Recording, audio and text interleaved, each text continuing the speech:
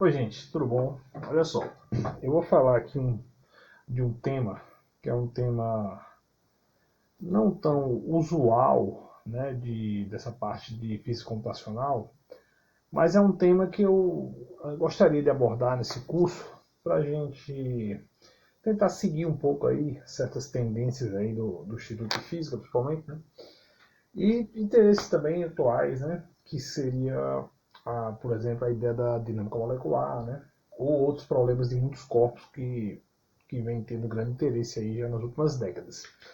Então, se faz importante a gente debater um pouquinho o método de Verlet, né, em francês, mas eu vou chamar Verlet, que é um método bem tradicional, muito útil na parte de dinâmica molecular, certo? Principalmente quem trabalha com cristais líquidos, com física molecular, e precisa estudar efeitos de muitos corpos ou efeitos em fluidos, por exemplo. Tem um fluido que é singular dentro de um fluido, né? Tradicionalmente você vai ter um potencial Leonard Jones lá dentro, que é um potencial que depende basicamente da distância, né? E a gente consegue resolver o conjunto de equações de movimento usando esse formalismo aqui, tá? Existem várias outras aplicações, óbvio. É um método de integração de equações diferenciais, para alguma classe de equações diferenciais. Né? Mas a aplicação mais famosa dele é dentro do escopo da dinâmica molecular. Cristais líquidos, por exemplo, seria um tema que esse método seria bem aplicado. Né? Então vamos lá, vamos tentar entender aí mais ou menos qual é a ideia. Vamos dizer que você tenha que resolver esse problema aqui. Problema clássico, né? Você tem um conjunto lá de equações diferenciais seguindo, por exemplo, a segunda lei de Newton, por exemplo, a equação de Hamilton, né? Onde basicamente você tem, digamos, uma força ou um potencial. Você às vezes não tem a força formalmente, pode ter o potencial, né, por exemplo. E aí, né, essa é a equação de movimento, e você tem que encontrar quem é R de T, né? Em geral, R e V, né? Você precisa da posição e da velocidade. E, como eu disse, a força, ou o potencial, ela seria, digamos, função da distância. O potencial Leonard Jones é um caso, é um exemplo, né? É famoso em líquidos. Por exemplo, no problema gravitacional, potencial é uma força radial também, né? Então é outro exemplo, né? Então, como é que você pode encontrar esse R de T? Uma maneira de você fazer isso é você fazer esse esquema aqui. Você pode expandir R, né? Se dado a condição inicial, você tem R no tempo inicial. Aí você quer saber o R das vizinhanças do tempo inicial, num tempinho mais para frente, por exemplo, T mais de T. Então digamos que o teu tempo inicial seja T, por exemplo.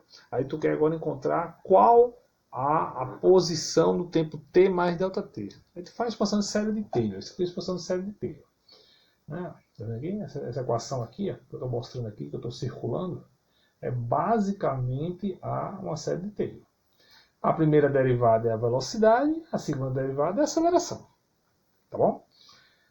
E, obviamente, nesse problema aqui, a aceleração você tira, por exemplo, aqui da força. Né?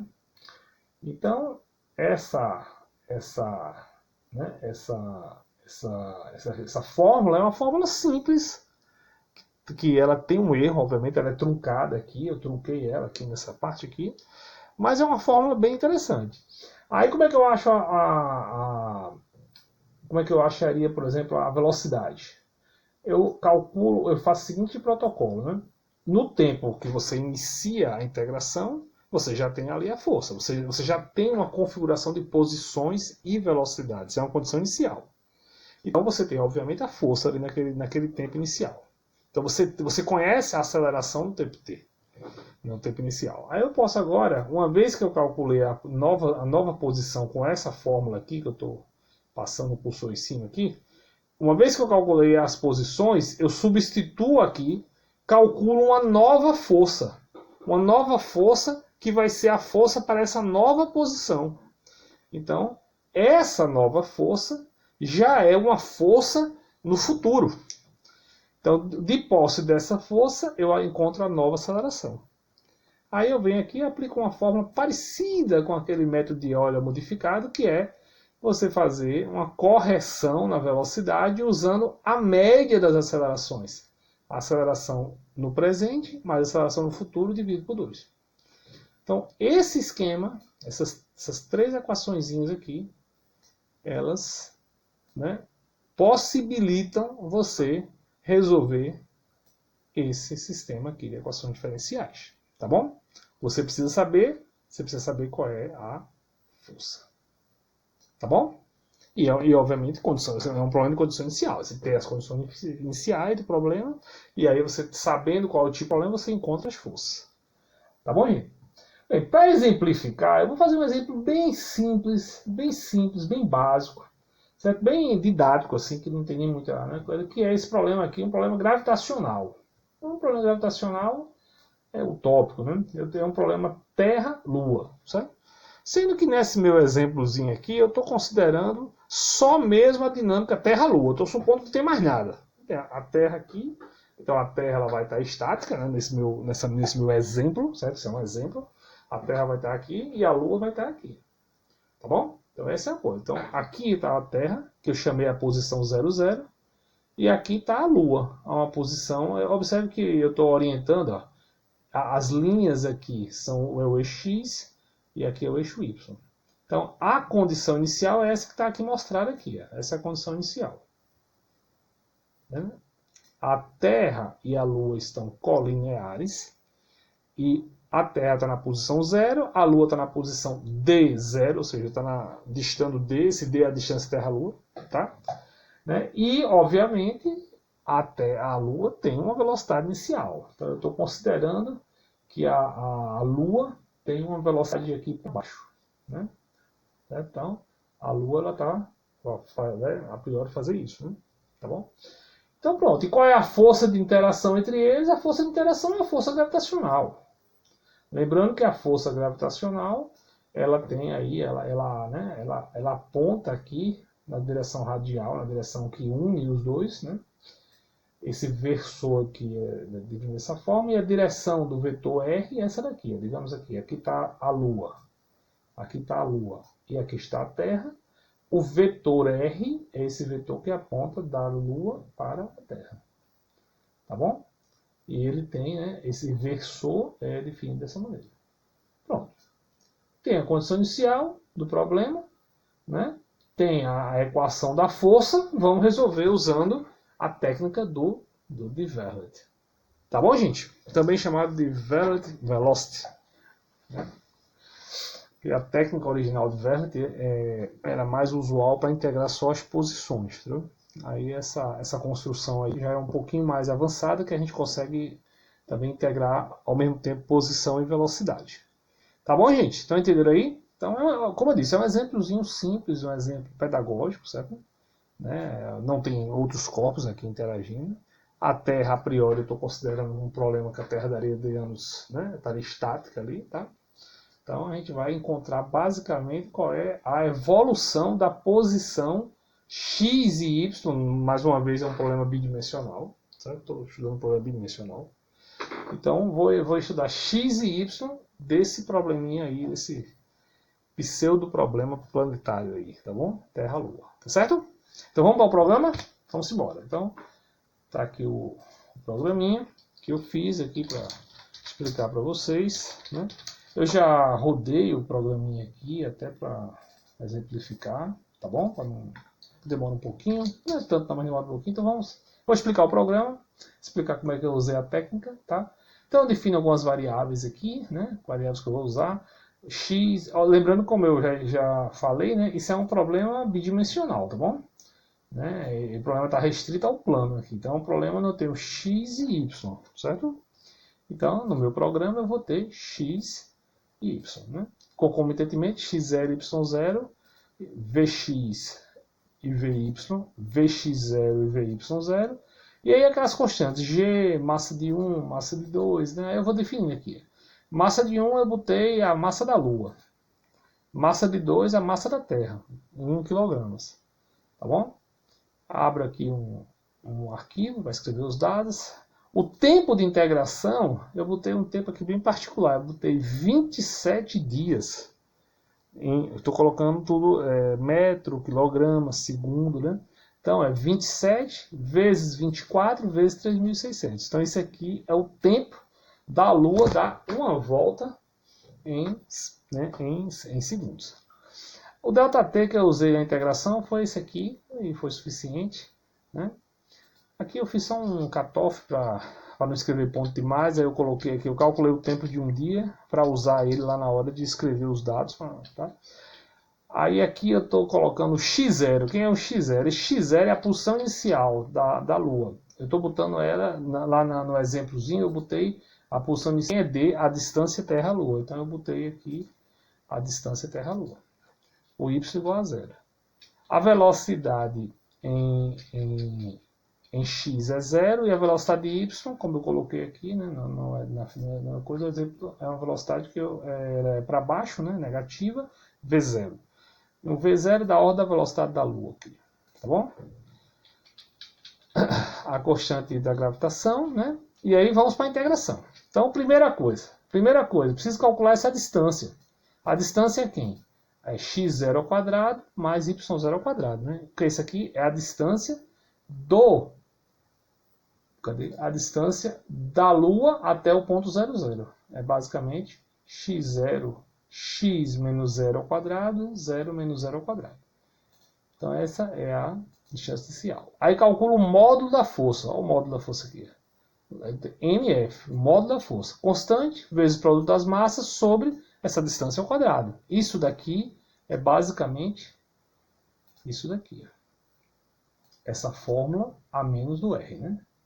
Tá bom? Essa parte aqui é o módulo. Tá bom? Aí eu preciso desse versor para saber para onde está apontando esse cara, para encontrar quem são as acelerações corretamente.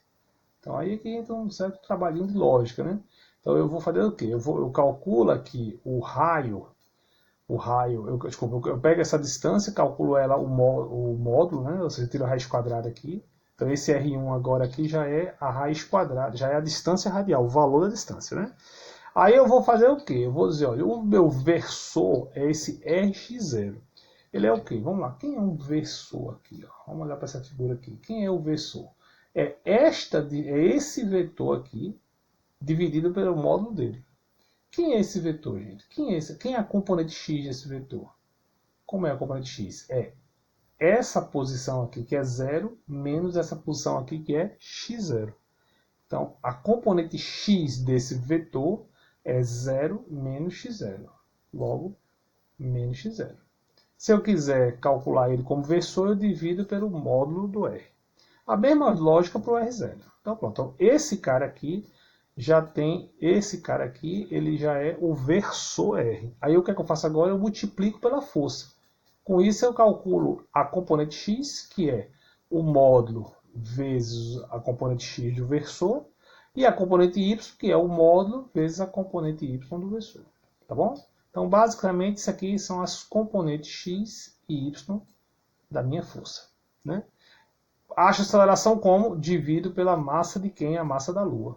Né? E acho as acelerações.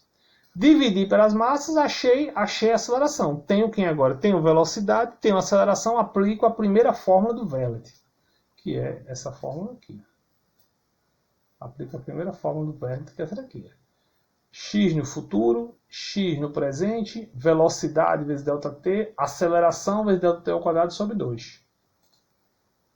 X no futuro, x no presente, velocidade no presente ΔT, 0,5 vezes aceleração, ΔT ao quadrado. A mesma coisa para y. Então pronto, com isso daqui eu atualizei posição e velocidade. Uma vez que eu atualizei posição e velocidade, o que é que eu faço? Eu recalculo a força, né? Que é o segundo estágio lá do Verlet. Recalculo a força. Esse carinha aqui. Tá bom? Então como é que eu recalculo a força? Calculo de novo o R. Calculo de novo o módulo. E calculo de novo quem? Os versores. E aí calculo de novo quem? As novas componentes x e y da aceleração. Feito isso, aplico a segunda fórmula de Verlet para atualizar a velocidade. Vx0 mais a média da aceleração, né, vezes ΔT sobre 2. Pronto. Aí, uma vez que eu integrei posição e velocidade, eu preciso reiniciar o processo. O que é que eu faço? A posição inicial agora não é mais a posição inicial antiga, é a que a gente acabou de calcular. Eu faço aquele jogo que todo processo de integração numérica de equações diferenciais precisa fazer, que é você tornar o processo recursivo. Aí eu faço x0 recebe x, y0 recebe y, Vx0 recebe Vx, pronto. Feito isso, eu vou agora basicamente escrever as soluções. Aí eu fiz o seguinte truque aqui, eu calculei, eu peguei aqui um contador. Quando esse contador for superior a esse outro contador aqui, esse outro número aqui, eu escrevo x e y. Aí você vai perguntar, pô, quem é esse outro contador aqui? Quem é esse outro contador? Vamos aqui para cima. Esse outro contador, ele vem daqui. Ó. Ele é o tempo de um dia dividido pelo ΔT. Que é para saber quantas integrações eu preciso fazer para contar um tempo de um dia. Entendeu? Então esse R2 ele vai dizer para mim quantas integrações eu preciso para percorrer um dia de dinâmica lunar. Tá bom? Aí, gente, feito isso, aí eu estou botando aqui, eu estou escrevendo 0,25 vezes isso, ou seja, eu estou escrevendo 4 pontos em um dia, tá? Aí escrevo x e y. Então ele vai escrever a posição x e a posição y da Lua nessa coisa aí, tá bom? Então é isso, aí basicamente é compilar e rodar, né? Eu já fiz esse processo, tá? Já rodei aqui para vocês não ficarem esperando, e já vou mostrar para vocês o resultado aqui. Tá? O resultado está aqui. Então, ó, eu parto daqui, né? Lembrando, a Terra está aqui, o meu experimento, né? Esse meu experimentozinho pedagógico. A Terra está aqui. Aí a Lua está aqui. Ó. Eu vim aqui, ó, rodei, em 27 dias, dei o balão aqui e voltei para cá, né? Como a gente sabe que é o que acontece, que é da ordem de 27 dias o período lunar, né? Tá bom, gente? Então é isso aí. Então o método de Verlet, né, tá apresentado aí para vocês, aplicado num exemplozinho pedagógico, certo? Um exemplozinho básico, só para a gente ter uma ideia, né? A grande vantagem do Verlet é que você consegue uma precisão razoável com basicamente uma ou duas fórmulas, né? E a vantagem dele é quando você tem muitas partículas, aí que realmente ele acaba sendo bem menos custoso do que, por exemplo, um Range-Coulter, né? Que você, para cada partícula, precisa de 4 ou 5 fórmulas, né? Enquanto que esse não, esse basicamente você precisa de uma ou duas fórmulas e você encontra posição e velocidade, né? Se você fosse resolver essas equações com Range-Coulter, você ia ter, para cada posição e velocidade, você ia ter 5 fórmulas, né? 4 fórmulas, né? 4 fórmulas para posição, 4 fórmulas para velocidade, né? E esse não, é uma fórmula para posição, uma fórmula para velocidade, basicamente, né? Então essa é a vantagem dele. Então num problema de dinâmica molecular, que você vai ter, digamos, num fluido, né? Sei lá, 10 mil partículas de um fluido, todo mundo interagindo com todo mundo, dentro de um dado raio lá de ação do potencial de Leonard-Jones, você vai ter muitas interações para contabilizar nessas equações. Então é equação demais. Entendeu? E aí ficaria muito custoso fazer com outras técnicas, tipo as técnicas, né, tradicionais, né? Então a vantagem dele é essa, que você tem a solução basicamente como uma equação, né, com uma fórmula. Tá bom? Então espero que tenha ficado claro aí. Um abração, tudo de bom. Obrigado, viu?